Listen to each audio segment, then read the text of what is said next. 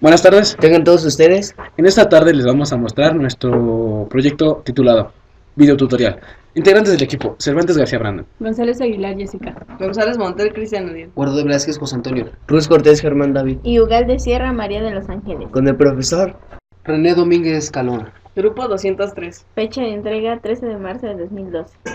El hardware son los dispositivos físicos como el CPU, la motherboard y el monitor, en la cual se mostrará A continuación. El monitor muestra al usuario los resultados del procesamiento de una computadora mediante una interfaz. Las bocinas son un transistor electroacústico utilizado para la reproducción del sonido. El CPU es la unidad central de procesamiento.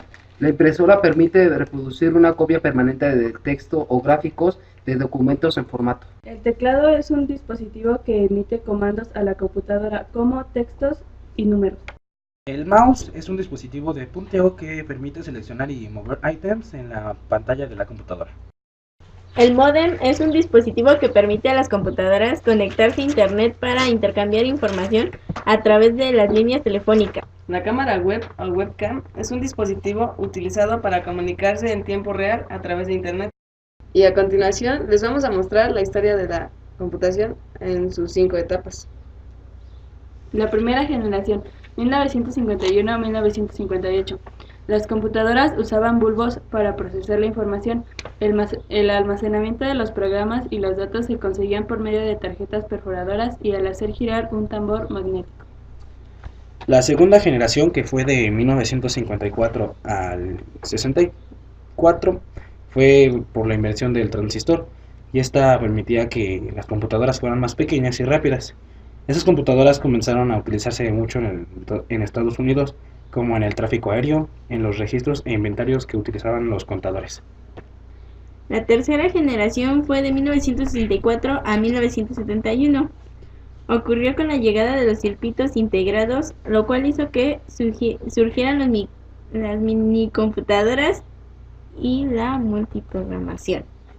La cuarta generación, del año 1971 a 1985, comenzaron a salir las computadoras personales. Además, se crearon los programas de acceso fácil, como Windows por Bill Gates y la Macintosh por Steve Jobs. La quinta generación y última desde 1980 hasta la actualidad, engloba características como la nanotecnología y la inteligencia artificial. La tecnología ha crecido a pasos gigantes como lo muestran las laptops y las notebooks, y el software que actualmente utilizan es compatible con los teléfonos celulares y dispositivos como las PAL. Ahora veremos las partes internas del CPU. El CPU tiene dos unidades de lectura. Una de ellas, como la que tenemos aquí, es el floppy, y lo que ella lee o reconoce son los disquetes. La otra unidad de lectura es el Blu-ray, y esto nos sirve para escuchar música, instalar programas y reproducir archivos multimedia. El disco duro es la unidad de almacenamiento que la computadora utiliza para guardar información, programas y archivos. En la actualidad pueden guardar enormes cantidades debido a los programas que se han desarrollado y que requieren el espacio necesario para ser instalados. Las unidades de medida son 500 GB, 1 tera o hasta 5 teras. La fuente de poder, o también llamada fuente de alimentación, es la que alimenta todos los componentes dentro del CPU. Su principal función es convertir el voltaje de corriente alterna a voltaje de corriente directa. Tiene un ventilador integrado de enfriamiento, y los voltajes que genera para alimentar a los dispositivos son los siguientes: 5 voltios, 12 voltios y 15 voltios.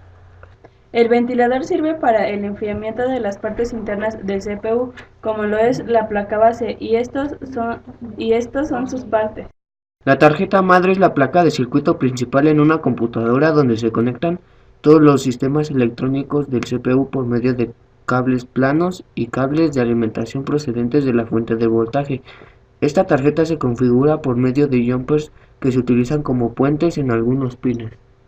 El chip o circuito integrado es una pastilla pequeña de material semiconductor de algunos milímetros cuadrados, de área sobre la que se fabrican circuitos electrónicos, generalmente mediante fotolitografía, y está protegida dentro de un encapsulado de plástico. La memoria RAM de acceso aleatorio es de una computadora. Esta sirve para almacenar temporalmente información que se pierde cuando la computadora es apagada o es reiniciada. La capacidad de almacenamiento de estas memorias se mide en gigabytes y su multiplicación debe ser adecuada por medio de pulseras antiestáticas para evitar que la energía electrostática las dañe. El procesador es el chip principal de la computadora. Es un circuito integrado de alta tecnología que se encarga de procesar instrucciones, realizar cálculos y administrar el flujo de la información a través de la computadora. Los periféricos de entrada captan y digitalizan los datos de ser necesario introducidos por el usuario o por otro dispositivo y los envían al ordenador para ser procesados. Los periféricos de salida son dispositivos que muestran o proyectan información hacia el exterior del ordenador. La mayoría son para informar, alertar, comunicar información. Los periféricos de entrada y salida sirven únicamente para la comunicación de la computadora con el medio externo. Son los que utiliza el ordenador tanto para mandar como recibir información, como es el teclado y el mouse. A continuación les mostraremos las normas de seguridad e higiene. Las normas de seguridad son desconectar de la corriente, evitar movimientos bruscos, revisar las conexiones, apagar el equipo correctamente, tener un buen antivirus, tener firewall, usar un regulador, eliminar estática, usar contraseña, evitar imanes, no descargar archivos maliciosos, desfragmentar la PC, No mojar las conexiones, espaciar el disco duro, escanear el disco duro, tener respaldos, mantenerlo en un lugar adecuado, actualizar el sistema operativo, trasladarla correctamente, instalar correctamente los cables, no borrar archivos del sistema, revisar archivos adjuntos, eliminar cookies y usar pulsera antiestática para evitar dañar la computadora. Las normas de higiene son las siguientes: no comer, no fumar, no tomar, no drogarse ante la computadora, usar aire comprimido para limpiarla, limpiar con brocha, limpiar el ventilador y usar espuma desinfectante. Alejarla de las ventanas, limpiarla cada 3 meses, las de oficina 6 meses de uso doméstico. Tapar la PC cuando no se usa, manos limpias, limpiar el lugar de trabajo, limpiar el polvo, evitar animales pequeños. Son muy importantes estas normas o reglas de seguridad y de higiene, porque si desconectamos de la corriente eléctrica podemos hacer daño a nuestro equipo y a algunos componentes que están dentro de ellos. Si la apagamos, ocurre lo mismo en el disco duro. Nos podemos borrar algunos archivos y cosas muy importantes.